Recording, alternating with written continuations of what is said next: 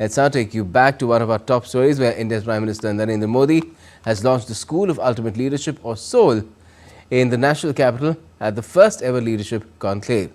We have Dr. Hasmukh Arya, Vice Chairman SOUL, to talk about it with us. Welcome to DD India, Dr. Arya, and good evening. Now, the name School of Ultimate Leadership itself speaks for itself, but tell us how it came about and how is it going so far? Prime Minister Modi had a role in its conception as well? Yes, in fact, when he was the Chief Minister of Gujarat, he had been talking about this. He wanted that in the country there should be a international level leadership institution which is based on the fundamental principles of Indian wisdom. And that's why the name Ultimate Leadership, ultimate suggests that kind of leadership which is putting oneself above the self and putting the interest of the country at the top. So that is why the name SOUL is actually acronym by him only. All right. Now, we've heard of some leadership courses being offered in business schools till now, which are mostly meant for churning out corporate bosses. So how is SOUL going to be different?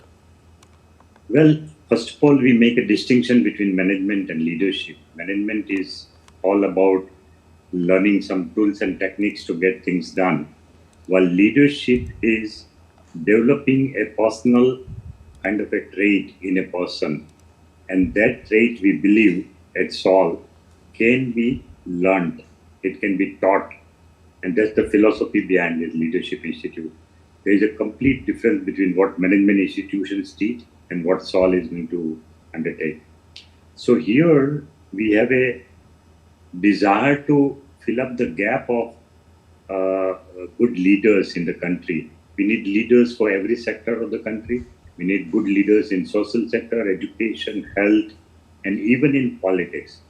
So the idea is to sort of have some kind of systematic training being given at all levels, including to the aspiring young people who want to join politics.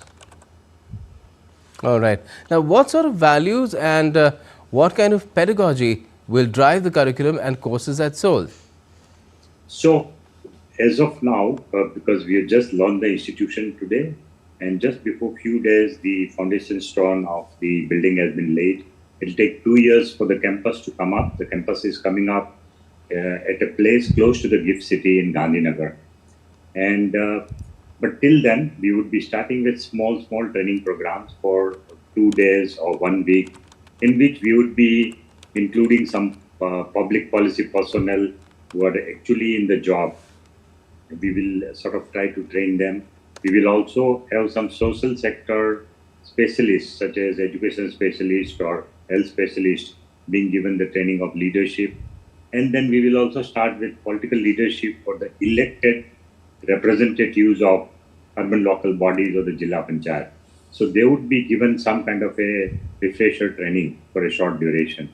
And once we have the campus ready, then we would like to admit regular batches of people starting from 3 months to 6 months or maybe a year also. And that we have yet to conceptualize how to sort of go about it, what kind of courses for which class of people, that we are yet to conceptualize. I see. Now, does the broad leadership in India which exists now lack something, which is why you have SOUL coming up now? And if that is the case, how will SOUL improve or augment the quality of leadership in the country? There is a complete shortage of leadership. We have got good vice chancellors, but they may not be having any formal training of leadership. And so as educational administrator, they may not do a good job. So we need that kind of a leadership training to be given to all sector specialists also. And plus, there is a general lack of commitment to the job. There is a general lack of even following simple principles. For example, leadership means if you promise to somebody, you have to deliver. Now, that simple principle also is not being followed by many people who are in top positions. So, don't we need these values to be brought into the system? Don't we need people to be told about it? Yes, these are the basic values one has to follow in leadership. So that's what is the role of SOUL. We won't be able to cover everything. It's a private institution which is sponsored by some like-minded top industrialists. But point is key, we have to make a beginning somewhere. Certainly. Now, Prime Minister Modi has given the nation the aspiration and a roadmap to become a developed nation by 2047 when it celebrates 100 years of independence. Now, to what extent can Seoul contribute to this effort? Everything else will be in place, but unless the leadership is actually there, the country will not be able to reach that goal. And that's what the PM has been talking about it. He has his sight on everything. He's trying to muster policies, resources, everything together. But ultimately, it will boil down to leadership. And again, we have to not only give leadership training to the current generation, but we have to prepare future generations of leaders also. And that's where his aim is. And that's what we like about him, that he has been talking about it. He has been inspiring people to do things like this. So this is what is required for 2047. And what sort of people will Seoul be looking for when it actually starts enrollments? What would be the age profile? What would be the qualifications or background? So, as I told you, we have to conceptualize more detail. But yes, we would certainly have some training program of at least 3 months for young people, young educated people wanting to enter politics. They have to be oriented.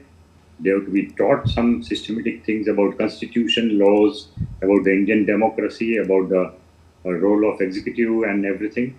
And then they have to be taught certain values also. And those kind of training will be given by practical people who are in politics. And that will be the kind of more practical pedagogy rather than theoretical. There will be some amount of theory in terms of constitution, law, etc. But ultimately, the successful political people will only be able to guide them about how to enter politics, how to win elections, how to go about it. So that is what we will do. And among other programs, of course, we will have a lot of programs for social sector specialists. All right. Dr. Hasmukh, thank you so much for joining us and talking about Seoul, and all the best for this very, very valuable enterprise built to cater to the future of the country, its future generations as well, in terms of emerging leadership. Thank you.